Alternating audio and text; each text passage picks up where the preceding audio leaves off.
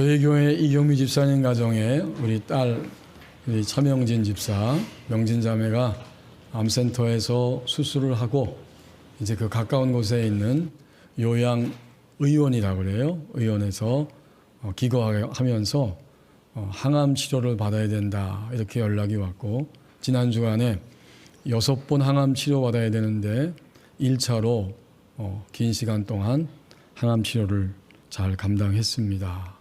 우리 교우들이 안타깝게 함께 기도해 주셨고, 앞으로도 몇 번 더 맞아야 되는데 잘 감당할 수 있도록 위해서 기도해 주시고, 더욱이 소원하기는, 기도하기는 하나님이 손을 대시면 항암을 더 맞지 않고도 회복될 수 있습니다. 그것을 기억하면서 그런 마음으로 함께 간절히 기도해 주시기를 다시 한번 부탁을 드립니다.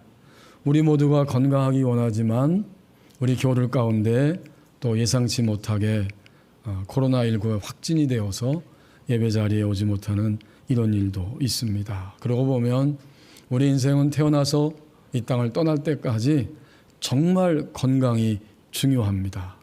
하나님께서 오늘 이사야 25장 1절에서 5절 말씀을 통해서 유다 백성의 신앙이 건강할 때 어떤 것인가 하는 것을 우리에게 알려주시기를 원합니다. 이사야서는 1장 1절에 있는 것처럼 하나님이 남쪽 유다의 왕인 우시야, 또 요담, 아하스, 히스기야가 통치하던 시절에 이사야 선지자의 입을 열어서 북쪽 이스라엘은 이미 멸망했고 하나님께서 남아있는 남쪽 유다, 예루살렘, 그들을 향해서 들려주시는 하나님의 음성입니다. 건강한 신앙이 되어야 할 텐데 건강한 신앙이 과연 어떤 것이냐라는 것을 이사야 선지자를 통해서 알려주고 계십니다. 이사야는 오늘 1절 말씀에 보면 하나님을 향한 노래를 결코 자신의 삶 가운데서 빼앗기지 않고 살아가고 있음을 보여주고 있습니다. 여호와여, 주는 나의 하나님이십니다. 확실히 하나님을 믿는 우리의 신앙은 우선은 먼저 개인적입니다. 내가 하나님을 스스로 부르는 거죠. 남편이 부를 수 있고 아내가 내 대신 부를 수 있고 또 우리의 스승과 친구가 하나님의 이름을 나 대신 불러줄 수도 있지만 오늘 1절에서 가르쳐주는 것처럼 먼저는 나의 개인적인 신앙이요 내가 하나님의 이름을 부르는 것입니다. 여호와여, 주는 다름 아닌 나의 하나님이십니다. 여호와는 곧 스스로 계시는 하나님. 하나님이 모세에게 자신의 이름을 말해주실 때 야훼, 여호와, 나는 스스로 있는 자다. 스스로 계시면서 약속을 주시고 약속하신 언약을 끝까지 성실하게 지키시는 하나님, 그분이 바로 여호와입니다. 그래서 여기 1절 끝부분에도 보면 주는 기사를 옛적에 정하신 뜻대로 성실함과 진실함으로 행하셨습니다. 하나님이 바로 그런 분이라는 거예요. 그래서 나는 나의 하나님 그분을 내가 높입니다. 내가 주를 높이고 주의 이름을 찬송하겠습니다. 건강한 신앙이 무엇인가 보았더니 오늘 온 인류를 대표해서 이사야라고 하는 선지자가 지금 노래하고 있어요. 내가 주님을 높입니다. 내가 주님의 이름을 노래합니다. 그는 경험했습니다. 하나님이 얼마나 성실하고 신실하게 약속하신 것들을 이루어가시는지 그것을 경험한 것입니다. 이스라엘 역사 속에서 주는 기사를 옛적에 정하신 뜻대로 행하셨습니다. 당신은 이 기사, 엄청나고 놀랄 수밖에 없는 일들을 행하신 거예요. 이사야 선지자는 그것을 보았습니다. 자신의 경험 속에서 그걸 본 거예요. 그래서 그는 하나님을 이렇게 높이면서 이야기합니다. 이사야 선지자는 전승 가운데 들었어요. 우리 선조들의 이야기를 들어보니까 하나님이 애굽에서 종살이하던 그 하나님의 백성들, 선조들을 하나님의 능력으로 구원해 내셨고 40년 동안 그 메마른 땅에서 하늘 양식을 비처럼 내리시면서 생존하게 하시고 새롭게 태어난 만나 세대를 일으키셔서 약속의 땅 가나안으로 들어가게 하셨습니다. 그리고는 나 이사야 선지자가 살아있을 동안에 북쪽 이스라엘을 멸망시키시고 남쪽 유다 하나님의 백성들을 계속해서 돌보시고 이끌어 주시면서 왕정 통치 시대를 지금 살아가게 하셨습니다. 이런 것들을 다 목도하면서 그는 하나님 앞에 노래하고 있는 겁니다. 이사야의 신앙은 현재 굉장히 건강한 것입니다. 건강할 때에 보니까 하나님을 향한 노래를 결코 빼앗기지 않고 살아가는 겁니다. 그리고 이 노래는 곡조가 있는 음악적인 노래이지만 우리가 생각하는 마음의 생각도 이미 하나님 앞에 뭔가를 표현하는 노래이고, 내가 입으로 말하는 것도 이미 우리는 하나님의 백성이 되었을 때에 하나님께 말하는 것이기 때문에 곡조 있는 노래뿐만 아니라 우리 마음 깊숙한 곳에 있는 생각들, 그리고 우리가 말하는 언어들, 우리가 삶으로 행동하고 있는 모든 것들이 이미 하나님 앞에 드려지는 하나님을 향한 노래입니다. 최근에 요즘에 우리는 어떤 노래를 부르고 있습니까?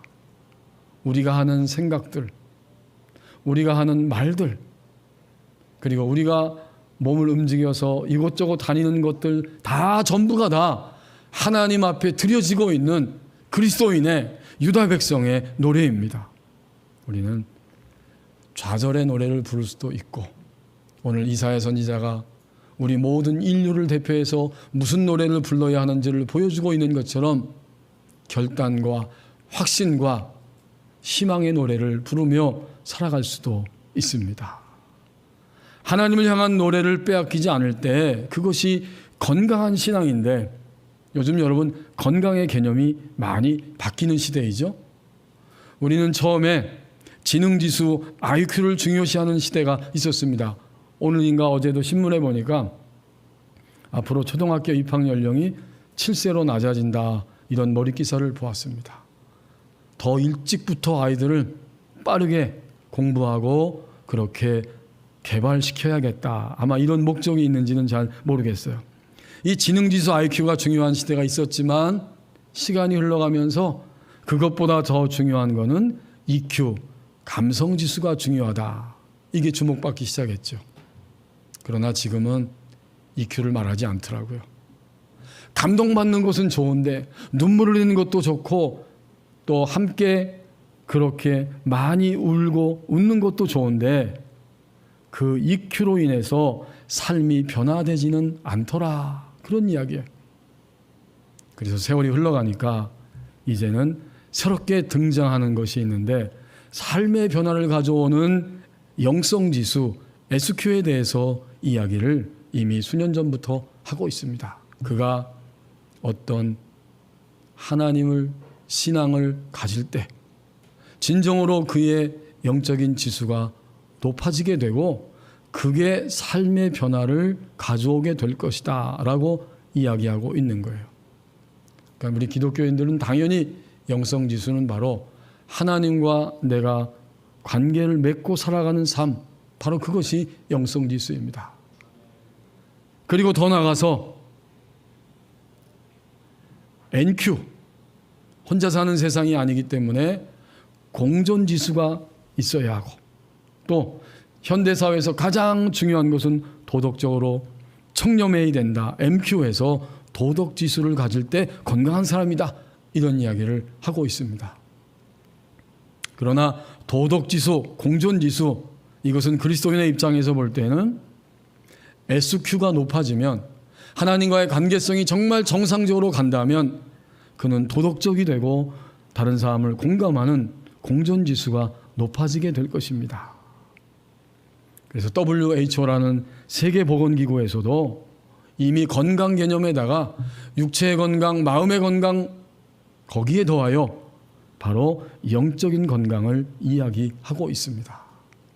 그리고 최근에는 구호단체에서 볼 때도 이제 어떤 구호를 할 때 단순히 끼니를 해결해 주는 것으로 다 되는 것이 아니다. 그들이 정말 갈급한 것은 그들의 속, 그들의 영적인 필요인데 어떻게 하면 그것까지 채워줄 것인가, 이것을 고민하고 있습니다. 건강의 개념이 바뀐 거죠. 우리가 건강하다면 우리는 우리의 인생 가운데 오늘 하나님을 향해 부르는 나의 노래를 빼앗기지 않고 살아갈 것입니다. 그렇다면 이사야 선지자를 통해서 하나님을 향해 부르는 유다 백성의 노래가 구체적으로 무엇인지 우리에게 2절 이하의 말씀에서 5절까지 가르쳐 줍니다. 먼저 2절 3절 말씀에 보면 하나님을 향한 유다 백성의 노래가 무엇인가 봤더니 하나님에 의한 심판을 노래하고 있습니다. 2절과 3절이 바로 그거예요. 주께서 성읍을 돌무더기로 만드셨다. 반복적으로 견고한 성읍을 황폐하게 하셨다. 그냥 우연히 일어난 것이 아닙니다.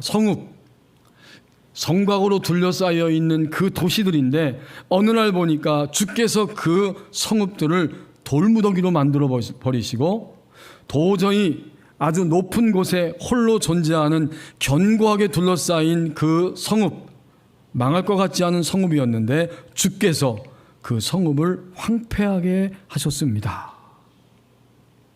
역사 속에서 우연히 일어난 것이 아니라는 거예요. 주님이 그 모든 성읍들, 견고한 성읍들을 다 무너뜨리셨다는 것입니다. 그 다음에 2절 하반절에 보면 이것을 사람으로 표현해 주고 있습니다. 외인, 이방인의 궁성을 결코 그들의 예상대로 계획대로 성읍이 되지 못하게 하셨습니다. 영원히 이 땅에서 건설될 것 같았지만 그 외인들의 성읍이 영원히 건설되지 못하게 하신 것입니다. 조병호 박사님이 그 성경과 5대 제국이라고 하는 책에서 그런 이야기를 들려주고 있습니다. 구약시대에 그리고 신약시대에 하나님의 나라가 진행이 되는데 그 당시에 거대한 제국들이 하나님의 나라를 방해하고 무너뜨리는 일들이 있었다는 거죠. 그러나 예수 그리스도가 이 땅에 오심으로 인해서 오히려 그때부터 하나님의 나라는 이 땅에서 시작되고 확장되는 역사였다. 결코 세상의 거대한 제국의 역사는 아니라고 말해주고 있어요. 구약 성경을 보면 아수르에 의해서 아람과 북이스라엘이 멸망했고, 그런데 아수르는 보다 더 큰 제국인 바벨론에 의해서 멸망을 당하게 되고, 영원할 것 같았던 바벨론 제국은 페르시아에 의해서 멸망을 당합니다. 그리고 좀 더 역사가 진행되면서 주님이 오실 시기가 가까이 오고 되었을 때는 헬라 제국이 페르시아를 멸망시켰고 결국 헬라 제국은 로마에 의해서 멸망을 당했습니다. 그리고 주님이 오신 거죠. 그런 걸로 결코 세상의 어떤 제국이 역사를 주관하는 것이 아니라 성경과 5대 제국의 역사를 볼 때 하나님이 역사를 주관하십니다. 역사의 주인이 하나님이시라는 거예요.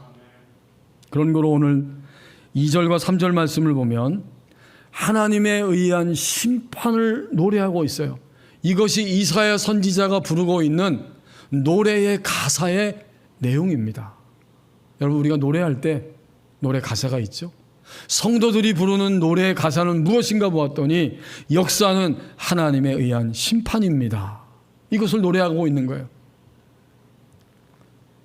그러니까 지금도 어떤 국가, 권력이 교만하고 포갑적이고 폭력적이고 억압적일 때 하나님의 역사 속에서 그러한 국가와 권력을 심판하신다는 거예요. 하나님에 의한 심판입니다. 더불어서 국가와 권력뿐만 아니라 오늘 2절 하반절에서 사람을 지칭하면서 외인, 이방인의 궁성을 성읍이 되지 못하게 하셨다는 말씀처럼 이 심판은 국가와 권력뿐만 아니라 바로 한 개인, 나를 향한, 사람들을 향한 하나님의 심판의 역사입니다. 그들이 심판을 받게 될 때 그들의 삶이 어디를 향해 방향을 전환할 수밖에 없게 되느냐. 3절에 나오죠. 강한 민족이 주를 영화롭게 하며 포악한 나라들이 포악한 나라들의 성읍이 주를 경외하리이다. 그렇군요. 하나님의 심판의 역사 속에서 여기 강한 민족이, 포악한 나라들이, 성읍들이 결국 주님을 경외하게 되고 주님을 영화롭게 합니다. 이것은 바로 나의 이야기예요. 하나님이 심판을 행하시는데 주의 백성이 된 이후에 바로 우리 한 사람 한 사람들에게도 심판의 역사를 행하신다는 것을 이렇게 표현해 주고 있어요. 2절 3절 말씀을 통해서 우리는 깨닫습니다. 지금까지 내가 살아오면서 심판받은 역사, 심판의 역사가 있었다는 사실, 그것을 깨닫게 됩니다. 하나님이 우리의 지금까지의 삶을 심판하셔서 우리의 삶의 방향을 전환시키셨어요. 성경에 보면 하나님 앞에 심판받은 여러 사람의 이야기가 등장하는데, 특별히 구약성경 창세기에 보면 아버지와 한 아들이 대표적으로 심판을 받았고 또 심판받을 이야기가 있었다는 것을 우리에게 알려주고 있어요. 그게 누굴까요? 그것은 바로 야곱입니다. 여러분, 창세기가 길지요. 내용이 그 가운데 많은 분량을 차지하는 것이 적어도 창세기 28장, 거기서부터 야곱의 이야기가 마지막 50장까지 야곱과 그의 아들들의 이야기로 채워지게 됩니다. 야곱은 하나님의 심판받은 인생의 모습을 생생하게 보여주는 그러한 사람이었어요. 야곱은 태어날 때부터 굉장한 열정과 욕망을 가진 사람이었어요. 뱃속에서 두 민족이 싸우고 있다. 나는 배에서부터 형보다는 내가 먼저 나가야지. 다투다가 결국 어머니의 모태에서 태어나올 때에도 포기할 수 없어서 형의 발꿈치를 붙잡고 태어났습니다. 굉장히 욕망의 사람이죠. 강한 사람이에요. 이제 그가 성장하면서 우리가 익히 알고 있는 것처럼 그는 형이 그 하나님의 진리를 깨닫지 못하는 그 틈을 타서 아버지로부터 장자가 받는 2배의 축복, 그 장자의 합법적인 권리를 팥죽 한 그릇을 이용해서 자기 자신이 차지해버립니다. 나중에 그 사실을 깨달은 이 에서가 울면서 애걸했지만 이 장자의 축복을 에서는 받을 수 없었어요. 그때 에서가 동생 야곱을 죽이려고 하는 마음을 가지고 이런 이야기를 하고 있습니다. 그 이름이 야곱입니다. 그는 간교한 자입니다. 속이는 자, 간교한 자입니다. 이 사건 이후에 야곱은 결국 한 집에서 살지 못하고 삼촌의 집 라반 집으로 쫓겨가서 거기서 7년 그리고 더불어서 20년 동안 눈을 붙이지 못할 만큼 고생하면서 그의 인생을 살아가게 됩니다. 자기가 형을 속인 것처럼 그는 삼촌에 의해서 속임을 당합니다. 착취를 당해요. 임금을 10번이나 제대로 받지 못하고 10번이나 제대로 된 월급을 받지 못하는 일이 일어나게 되고, 그가 그토록 인생을 바쳐서 사랑했던 라헬과 함께 결혼했는데 신혼 첫날 밤 아침에 깨어서 보니까 라헬이 아니었어요. 레아가 바로 자기 신혼방에 들어와 있었습니다. 삼촌한테 속은 거죠. 이러한 모든 과정을 거치면서 하나님의 보호하심 아래서 그는 심판을 받고 심판을 받으면서 마침내 고향 땅으로 돌아오게 됩니다. 그 가운데 아주 굉장히 방향을 전환할 수밖에 없는 사건이 일어나게 되죠. 창세기 32장 그 25절에서 32절까지의 말씀에 보면 야곱이 모든 사람들과 다 헤어지고 홀로 자기 혼자 남아서 야복 강가에서 하나님을 대면하고 있습니다. 하나님이 축복해 주시지 않으면 나의 인생은 전진할 수 없습니다. 밤새도록 천사와 함께 씨름하고 날이 새어가니까 그 천사가 다윗의 이 엉덩이 뒷부분 허벅지 관절을 치게 되고, 그때부터 야곱은 절름발이가 되어서 쩔뚝쩔뚝 그렇게 비틀거리며 걷게 됩니다. 거기 32장 35절에 보면 그날 이후로 이스라엘 사람들은 바로 어떤 짐승을 먹든지 그 허벅지 관절뼈 힘줄은 먹지 아니하였다, 이런 말씀이 있어요. 이게 무슨 말씀일까요? 더 이상 야곱 자신이 자기의 주관에 의해서 자기가 주인 되어서 살아갈 수 없도록 그 몸의 흔적을 하나님이 남겨두신 것입니다. 이제 내가 주인 노릇하려고 하면 천사를 통해서 치명적으로 얻어맞은 허벅지 관절의 쩔뚝거림이 생각나서 그는 더 이상 자신이 적어도 주인 노릇할 수는 없게 된 것입니다. 이게 하나님의 심판의 역사가 그렇게 시작된 거예요. 그러나 그 이후에도 야곱은 마침내 자신의 인생 가운데서 많은 그 일들을 겪게 되고 자기가 가장 사랑하는 요셉과 헤어지게 됩니다. 그리고 다시 하나님의 은혜의 손길 안에서 창세기 45장 넘어가서 보면 바로 요셉의 얼굴을 보게 되고, 또 47장 넘어가서 보면 바로 왕에게, 요셉이 애굽 총리가 되고 바로 왕에게 인사하면서 야곱이 한 말이 아주 의미가 있습니다. 여러분, 창세기 47장 9절에서 야곱이 이렇게 바로 왕한테 이야기하고 있습니다. 47장 9절 말씀에 보면 야곱이 바로에게 아뢰되 내 나그네 길의 세월이 130년이니이다. 내 나이가 얼마 못되니 우리 조상의 나그네 길의 연조에 미치지 못하나 험악한 세월을 보내었나이다. 이게 의미가 있는 거예요. 어떤 의미가 있다고 생각되세요? 지난 130년의 세월을 돌아볼 때에 결국 나는 아주 힘들고 고통스러운 험악한 시간 속에 살았습니다. 여기서 야곱은 깨달았어요.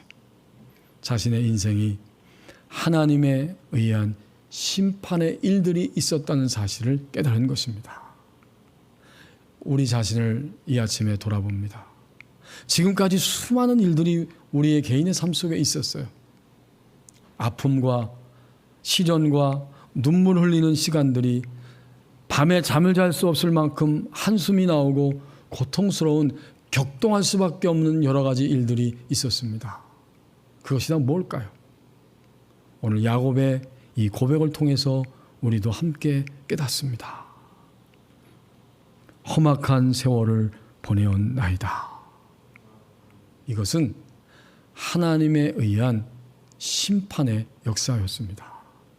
내가 더 이상 주인 노릇하지 못하도록 부분 나를 하나님이 정지시키고 막아주시고 때로는 아주 강력한 손길로 우리를 다루시면서 우리의 눈을 들어서 주님을 바라보고 주님을 노래하도록 우리의 삶을 이끌어 주신 것입니다.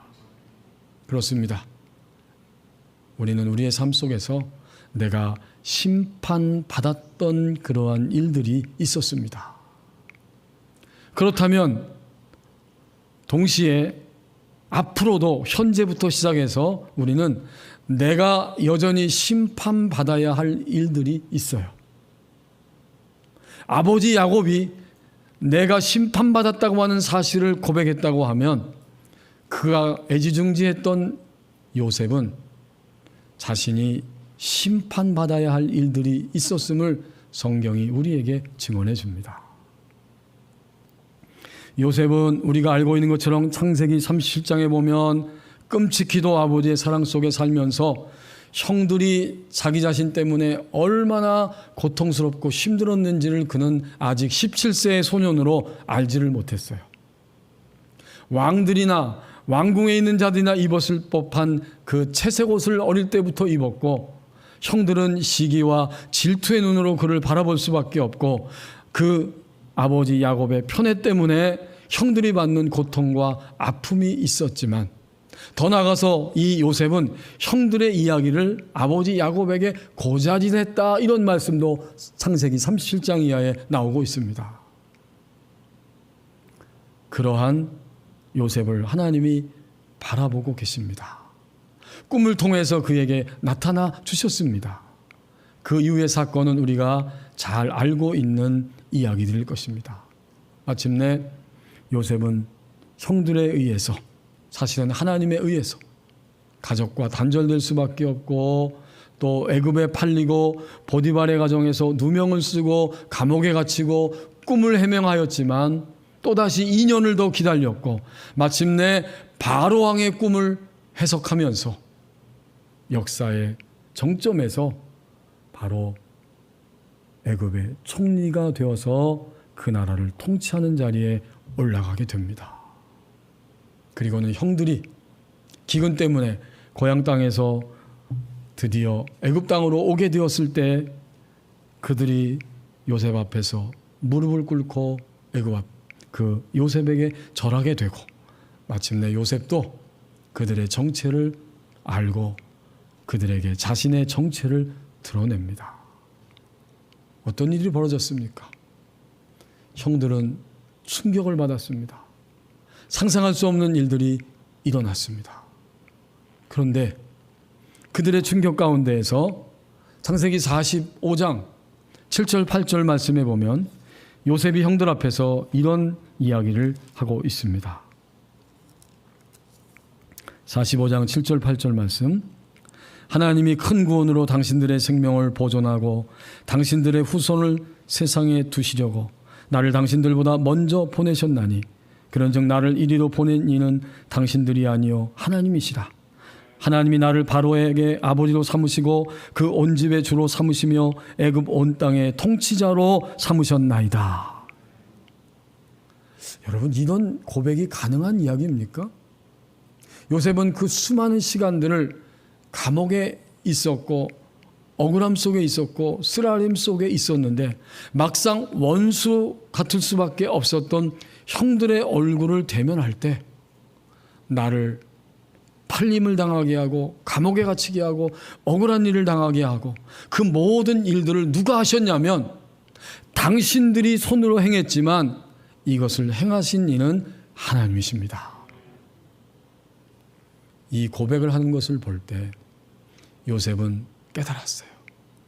나의 인생 가운데 내가 심판받아야 할 것들이 있었구나. 그것을 깨달은 것입니다. 오늘 우리도요, 하나님에 의한 심판을 받아야 할 것들이 아직도 내 안에 산적해 있습니다. 우리도 심판받아야 할 요소들이 있어요. 어떤 걸까요? 우리 다 각자 심판받아야 할 내용은 다 다를 수 있지만 분명한 기준은 하나입니다. 유다 백성, 하나님의 백성 된 내가 앞으로도 살면서 심판받아야 할 것은 도대체 무엇일까? 여전히 하나님의 말씀대로 살아낼 수 없는 나의 모습입니다. 뭐 복잡한 게 아니에요.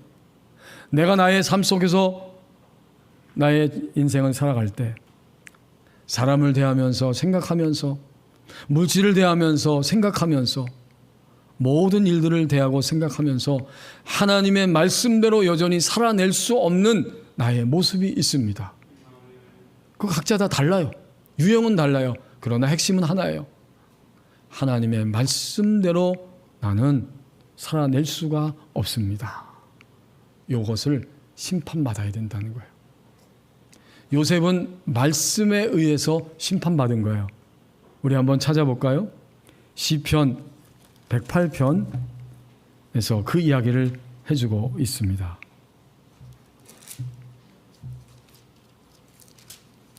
시편 108편이 아니라 105편입니다.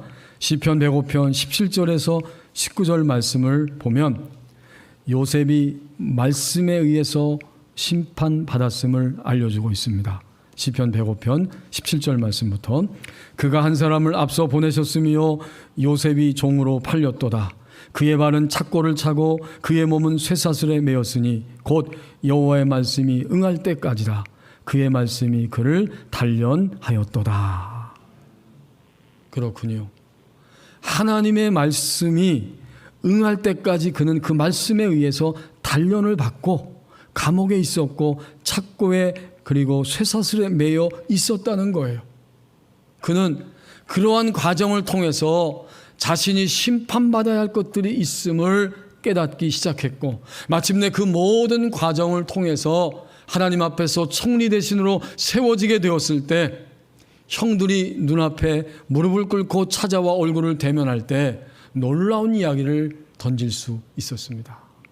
나를 이리로 보낸 것은 당신들의 어떠한 복수와 악함이 아니다. 하나님이 나의 심판받아야 할 것들을 심판하셨고, 나를 심판 이후에 사용하시기 위해서, 하나님이 영화롭게 영광을 받으시기 위해서 그렇게 하신 것입니다. 이것이 요셉이 고백하고 있는 믿음의 노래였습니다. 이제 본문으로 돌아와서 요셉의 그 고백이 무엇인가 하는 것을 3절을 통해서 우리는 확인합니다. 3절 말씀해 보십시오. 그렇게 심판을 받았을 때 그는 어떤 모습으로 노래하게 됩니까?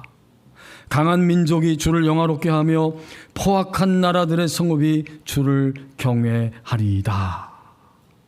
강한 민족은 국가, 권력이면서 또 한 개인입니다. 아까 외인들이라고 2절에서 말했죠. 강한 민족, 아주 사납고 사나운 민족입니다. 여러분, 우리는 얼마나 사나운지 몰라요. 우리는 자신을 향해서도 혹독하지만 같이 같은 공간 안에서 살아가는 사람들을 보면서 굉장히 사납습니다.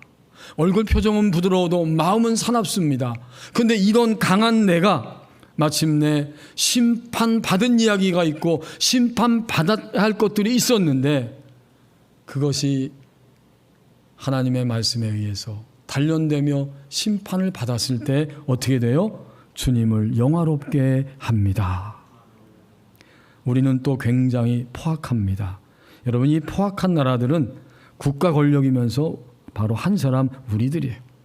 포악하다는 것, 너무나 사납고 격하기 때문에 사람들과 함께 할 수 없는 상태, 이게 포악하다는 의미예요. 우리는 너무나 강합니다. 그리고 너무나 격합니다. 그래서 사람들이 우리 곁에 쉽게 오지 못하고 우리와 함께 하고 싶지 않은 이런 모습들을 가지고 살아가는데, 심판받아야 할 것들이 말씀을 통해서 심판을 받고 단련이 되었을 때 어떻게 됩니까? 그 포악한 나라들의 성읍이 주를 경외하리이다. 심판의 역사가 이런 거예요.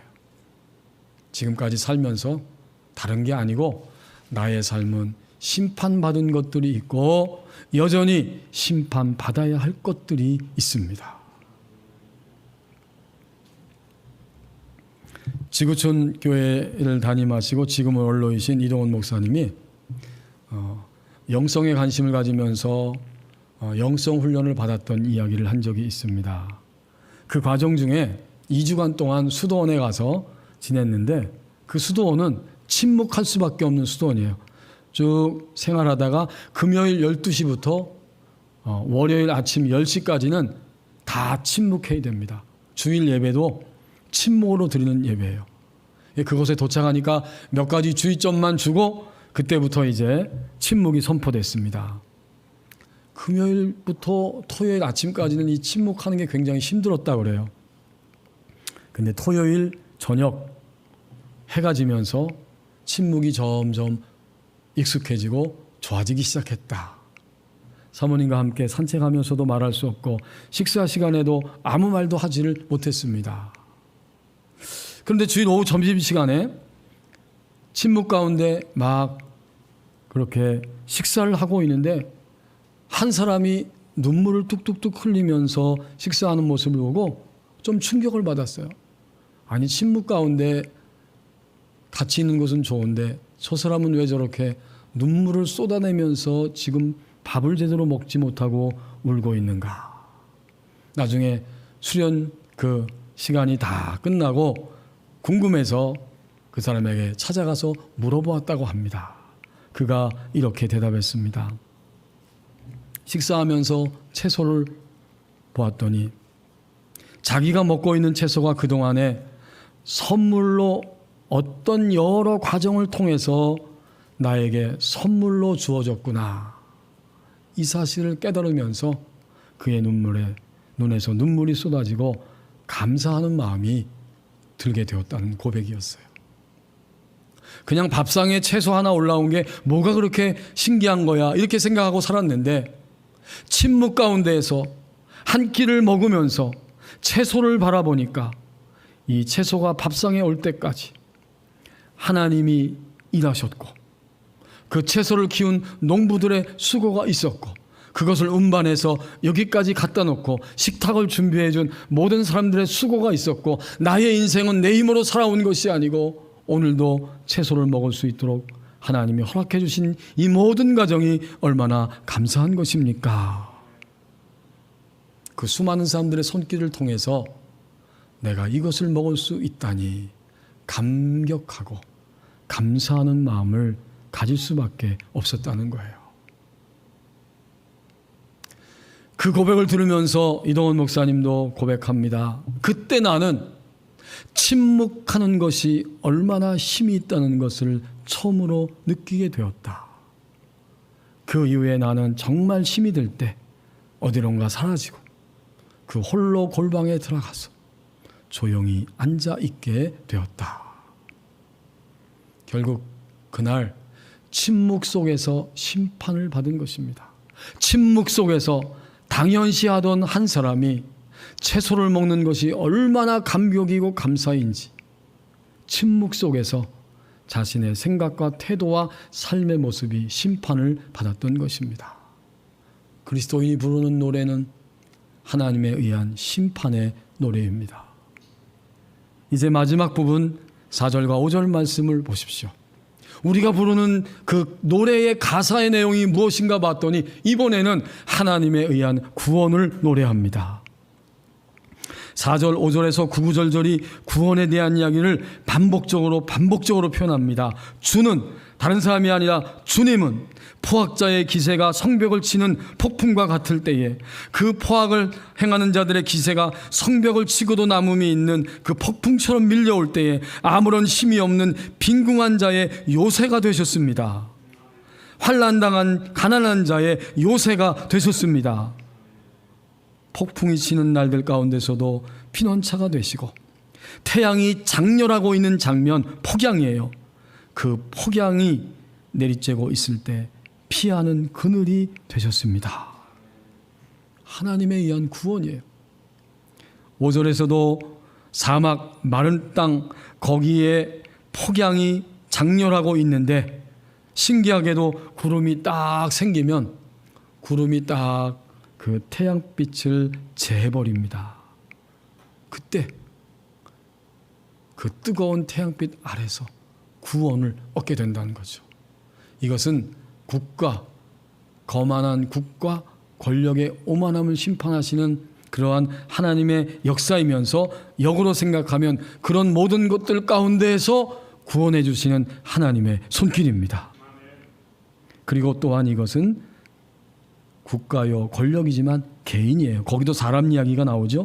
5절 하반절에 보면 주께서 이방인의 소란을 그치게 하시며 폭양을 구름으로 가림같이 포악한 자의 노래를 낮추시리이다. 확신의 노래예요. 결국 하나님의 구원은 역사적인 구원이면서 한 개인을 향한 그러한 구원의 일들입니다. 오늘 예배하면서 우리는 지난 날들 하나님에 의한 구원을 깨닫게 됩니다. 하나님이 구원해 주셨어요. 2022년 7월 마지막 주일을 맞이할 때까지 우리가 전혀 손댈 수 없는 부분들의 일들이 지나갔습니다. 하나님이 막아주시고 지켜주시고 보존해 주신 거예요. 우리는 하나님을 배반하고 때로는 더 심해서 하나님을 무시하고 제외시켜 놓고 우리 인생을 살아가는 날들도 있었는데 하나님이 보존해 주셨어요. 남은 하반기는 어떨까요? 남은 나의 인생의 시간들은 어떨까요? 오늘 이사야가 대표해서 노래하고 있습니다. 하나님에 의한 구원의 역사가 일어날 것이다. 구원 받았고요. 앞으로 우리는 또한 구원의 일들, 구원받아야 할 일들 가운데 우리의 인생을 살아가게 될 것입니다. 침묵 속에서 심판을 받았던 경험을 목도한 이동원 목사님이 이제 자신의 삶 가운데서도 종종 침묵을 하면서 이러한 이야기를 들려주고 있습니다. 때로 있는 그 자리에서 그저 조용한 시간을 가져보십시오. 긴 시간이 아닐지라도 침묵하면서 조금 전까지 내가 어떻게 살아왔는지, 지금 내 마음은 어떤 요동함이 있는지, 앞으로 내가 살아가야 할 인생의 날들은 어떤 자세로 살아가야 할지, 어떻게 나의 인생을 가꾸며 살아가야 할지 조용히 잠깐 침묵하며 시간을 가져보십시오. 그리고 나서 침묵 가운데서 마음을 다 열어놓고 그저 하나님을 바라보며 조용히 마음으로 기도하는 시간을 가져보십시오. 어떻게? 이렇게 기도했다는 거죠. 하나님, 제 마음의 집에 들어오셔서 정리 좀 해주세요. 제 마음을 다독거려 주세요. 제 마음에 평화를 주세요. 주님이 제 마음의 주인이 되어 주세요. 그리고 제가 어떻게 살아야 할지 저에게 한 말씀 해 주세요. 그리고 나서 주님이 침묵 속에서 부드럽게 나에게 뭐라고 생각을 타고 말씀하시는지 그분의 세미한 음성을 들어보세요. 아마도 하나님께서 이렇게 말씀하실지도 모르겠습니다. 어떻게? 너 그동안 너무 바쁘게 살았어. 이제 좀 천천히 살아라. 내 마음이 너무 황폐해졌어. 이제부터는 마음의 정원을 가꿔야지. 내 마음에 미움이 너무 많아. 이제 마음을 내려놓고 용서해라. 용납해라. 사랑해라. 너는 너무 사람에게 집착하며 살았어. 이제 나를 좀 바라보며 살지 않을래? 내가 하나님이야. 내가 너의 창조자야. 너의 주인이야. 너는 나보다 앞서갔어. 이제부터 나와 의논하며 살자. 저는 이 글을 읽으면서 아하, 하나님이 이동원 목사님에게 이러한 침묵 속에서 하나님의 마음을 들려주셨구나 라고 분명히 깨닫게 되었습니다. 지난 일주일 동안 침묵 속에서 주님이 들려주시는 세미한 음성을 들어보셨습니까?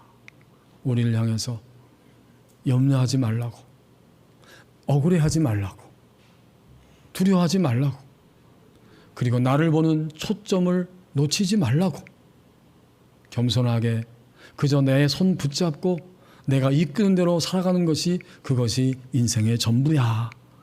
혹시 이렇게 말씀하시는 주님의 음성을 들어보신 적이 있습니까? 침묵 속에서 조용히 침묵으로 기도함으로 구원을 얻었습니다. 그렇습니다.